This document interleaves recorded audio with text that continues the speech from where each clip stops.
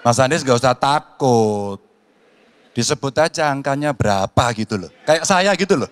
Jangan di bawah 5, sebut aja berapa. 11 Mas, dari 100. Oke.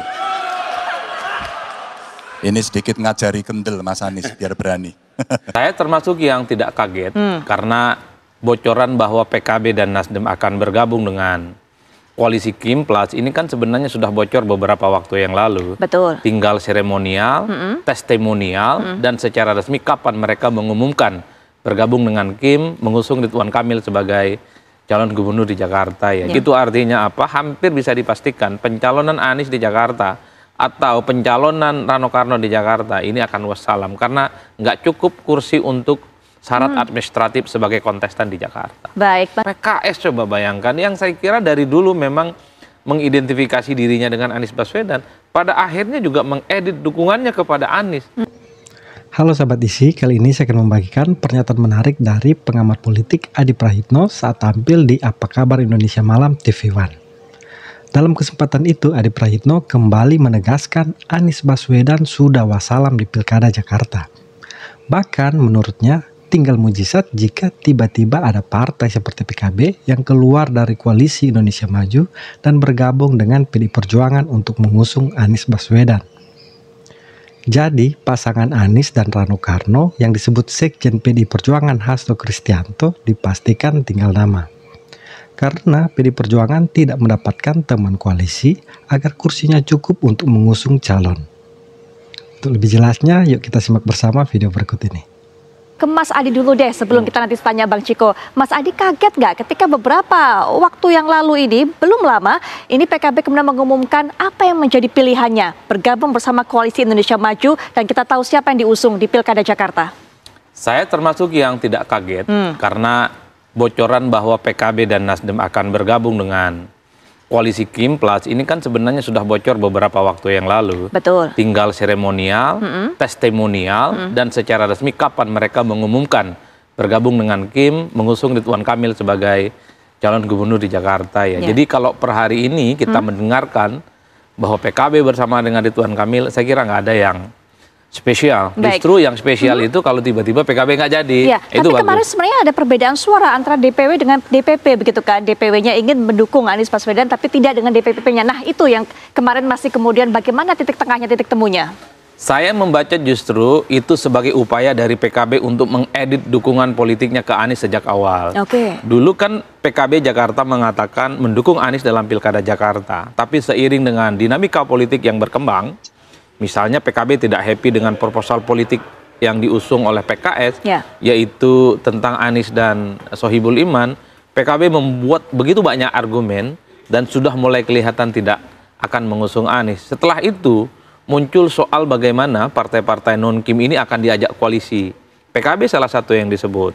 Ini yang kemudian secara perlahan PKB tidak pernah menjadikan Anies sebagai variabel yang menurut mereka menjadi hal yang ditargetkan untuk maju dalam pilkada. Oleh karena itu per hari ini ketika PKB mengatakan menjadi bagian dari Kim, saya kira nggak ada kejutan apapun, tidak ada elemen of surprise. Justru yang menjadi surprise itu kalau PKB nggak jadi bergabung dengan Ridwan Kamil, nggak jadi bergabung dengan Kim. Itu baru luar biasa, itu mukjizat lah kira-kira. Baik. Kalau saya tinggal menunggu waktu, PKS mungkin besok atau lusa akan segera mengumumkan bergabung dengan Ridwan Kamil. Jadi bocoran ini sudah lama sebenarnya Putri dan tidak perlu lagi ditutup-tutupi.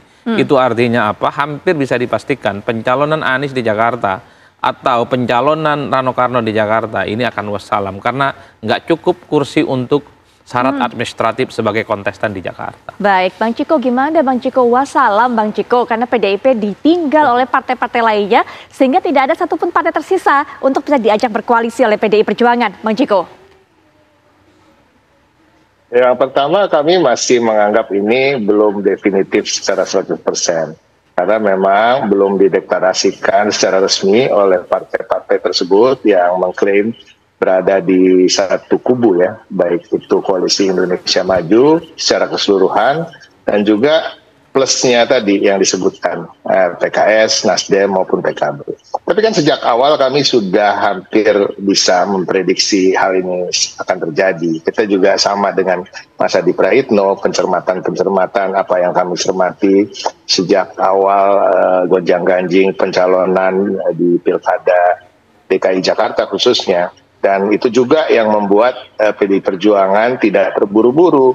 Jadi memang banyak komplain, banyak semacam suara-suara sumbang yang mengatakan kok PDI Perjuangan lama sekali di Jakarta untuk menentukan sikap. Gitu. Nah, terbukti kami lama juga, kami juga tidak mau sembrono. Ketika kami sibuk sudah menyatakan dukungan, lalu ternyata tidak cukup misalnya. Nah, dan juga ini kan bagi kami ya, setiap partai kan punya karakternya masing-masing sebagai partai pelopor, partai yang sudah cukup dewasa dan bisa dibilang salah satu yang tertua yang beroperasi di negeri ini.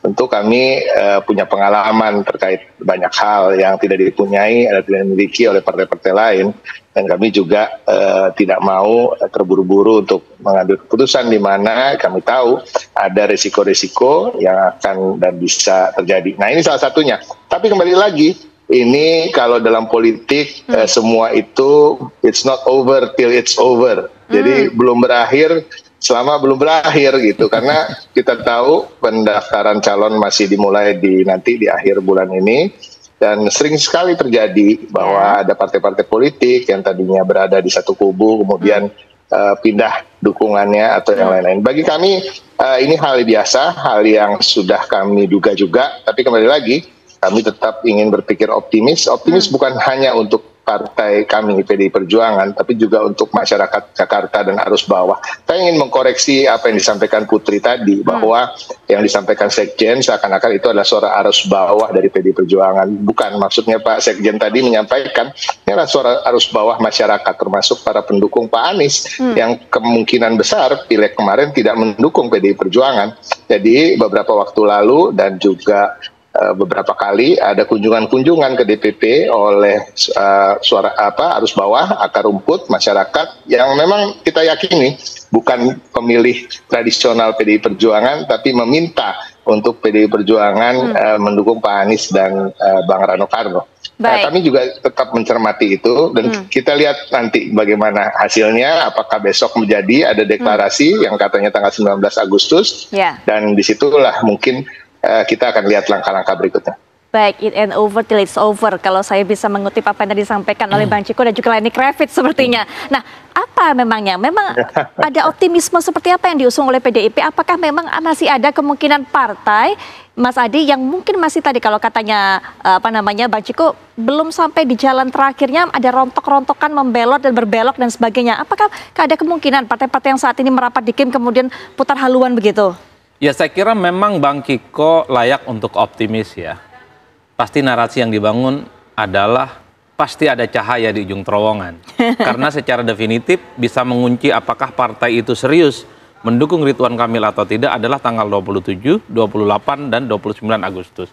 Sepanjang itu juga, maka tentu ada harapan dari PDIP, partai-partai yang sudah menyatakan dukungan, KIM Plus nih, termasuk Nasdem dan PKB, dan mungkin juga PKS, secara perlahan mungkin satu partai itu bergabung dengan PDIP akan mengusung Anies dengan Rano Karno. Kan itu harapan, ada hope yang kemudian bisa dijelaskan. Tapi kan hal-hal yang semacam ini perlu diuji, karena kalau kita membaca kecenderungan politik secara umum, partai-partai non-KIM di luar PDIP ini kan sangat kelihatan sekali bahwa gestur tubuh mereka itu seakan-akan sudah pasrah dan akan memberikan dukungan kepada Ridwan Kamil untuk maju di Jakarta. Bayangkan Nasdem adalah partai politik yang juga sangat identik dengan Anies Baswedan. Bahkan Surya Paloh juga memberikan kesan bahwa ini adalah pilihan politik yang tidak mudah ketika tidak harus mengusung Anies Baswedan. PKS coba bayangkan, yang saya kira dari dulu memang mengidentifikasi dirinya dengan Anies Baswedan, pada akhirnya juga mengedit dukungannya kepada Anies. Ini dua partai yang saya kira memang sejak awal selalu dikait-kaitkan dengan Anies Baswedan. Apalagi PKB yang selama ini memang tidak terlampau dekat dengan Anies Baswedan. Perjumpaannya dalam Pilpres karena ada titik temu, ingin maju Pilpres bersama. Tapi di luar itu saya kira memang tak ada faedah politik apapun bagi PKB untuk terus bersama dengan Anies Baswedan. Hal-hal yang semacam ini sepertinya saya termasuk yang cukup yakin bahwa PKB, PKS, dan Nasdem sepertinya agak sulit ya untuk hengkang dari koalisi Kim. Karena pada saat yang bersamaan, mereka ini kan menawarkan angin surga, koalisi 5 tahun di masa yang akan datang. Oleh karena itu saya membaca, kenapa PKB, kenapa Nasdem dan PKS tidak jadi mendukung Anies Baswedan. Ini adalah uji loyalitas kepada partai non-Kim ini serius tidak bergabung dengan Kim. Kalau mau bergabung dengan Kim tentu jangan mengusung orang yang selama ini antitesa, berhadapan-hadapan dan potensial mengalahkan jagoan dari Kim. Oleh karena itu kalau misalnya PKS nggak jadi mendukung Ridwan Kamil, pasti ini serius gitu, tidak akan bisa menjadi bagian dari Kim. PKB misalnya, terus misalnya memberikan dukungan politiknya ke Anies, pasti PKB akan di blacklist, nggak bisa masuk ke Kim. Nasdem pun juga begitu. Oleh karena itu ini tentu pilihan yang sangat sulit. Satu sisi, Anies ini kan berkawan baik juga dengan PKB, PKS, dan Nasdem. Tapi pada saat yang bersamaan, 3 partai ini realistis. Ketika ada tawaran-tawaran surga yang jauh lebih menggiurkan, datang kepada mereka dan menjamin kelanjutan politik mereka di masa yang akan datang. Putri, setelah bulan November, pilkada serentak dilaksanakan, 5 tahun ke depan, ini nggak ada pergelaran politik apapun. Jadi politik itu kemudian akan dipastikan bagaimana komposisi dan kinerja kabinet akan kita lihat nanti secara bersama.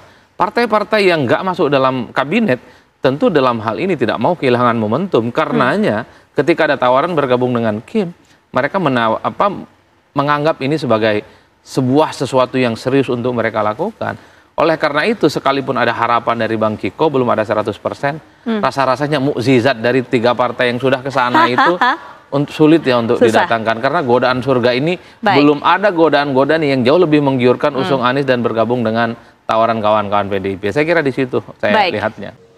Nah, yang menarik juga, konsekuensi bahwa Anies tidak bisa maju di Pilgub Jakarta banyak dikaitkan dengan sejumlah karma, terutama karma dari Ahok, Agus Harimurti Yudhoyono atau AHY, dan juga Prabowo Subianto. Karena diketahui Ahok dalam sidang kasus penodaan agama yang menimpanya waktu lalu sempat mengeluarkan sumpah yang isinya seperti ini. Percayalah sebagai penutup, kalau Anda menzalimi saya, yang Anda lawan adalah Tuhan yang Maha Kuasa, Maha Esa. Saya akan buktikan Anda satu persatu dipermalukan. Terima kasih, kata Ahok. Sementara dengan AHY, yaitu ketika Anies mengkhianati AHY dan Demokrat demi pinang Caimin saat Pilpres. Karena Anies yang digadang-gadang bakal berpasangan dengan AHY malah berpasangan dengan Ketua Umum PKB, yaitu Muhaimin Iskandar atau Caimin. Alhasil Partai Demokrat resmi cabut dukungannya terhadap Anies Baswedan dan bergabung dengan Koalisi Indonesia Maju. Terakhir, saat Anies menghina dan merendahkan Presiden terpilih Prabowo Subianto saat debat Capres. Kala itu Anies memberikan nilai 11 dari 100 kepada Prabowo yang banyak membuat netizen menangis. Mas Anies gak usah takut, disebut aja angkanya berapa gitu loh. Kayak saya gitu loh, jangan di bawah 5, sebut aja berapa. 11 Mas, dari 100. Nah, gimana menurut kalian? Apa Anies betul mendapatkan karma dari Ahok, AHY, dan Prabowo? Yuk komen di kolom komentar. Sampai jumpa.